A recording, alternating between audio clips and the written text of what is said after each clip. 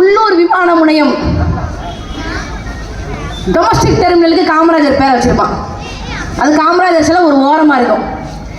International பன்னாட்டு பயணிகள் இருக்காங்கல்ல, பன்னாட்டு விமான பயணிகள் அவர்கள் வந்து போற இடத்துக்கு அண்ணாதுரையோட பேரை வச்சிருப்பாங்க.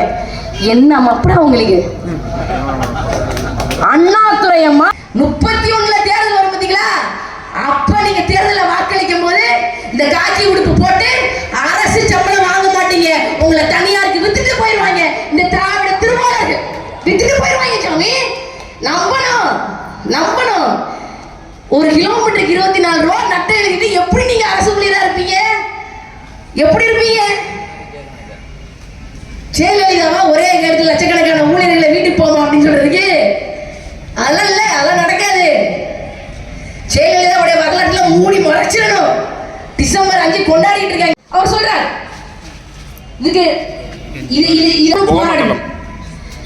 யார் யாருடைய தாய் தகப்பன் தாத்தா எல்லாம் காமராஜர் ஊத்திய அந்த மதிய உணவின் கஞ்சை குடிச்சு கல்வியில வேலை வாய்ப்பை மேலிருந்து வந்தார்களோ அத்தனை மக்களும் போராடி இருக்கணும். பேச மாட்டாங்க. என் தகப்பனார் படிச்சது அவருடைய வீட்டில இருந்து பக்கத்துல இருக்கக்கூடிய தொடக்கப்பள்ளியில கலெக்ஷன் கழக கண்மணிகளுடைய முக்கியமான 3 கோட்பாடு. இதுல இருந்து மாற்றம் கொண்டு வர நினைக்கிறோம். இந்த பிளைட் ஓடிட்டே இருக்கு.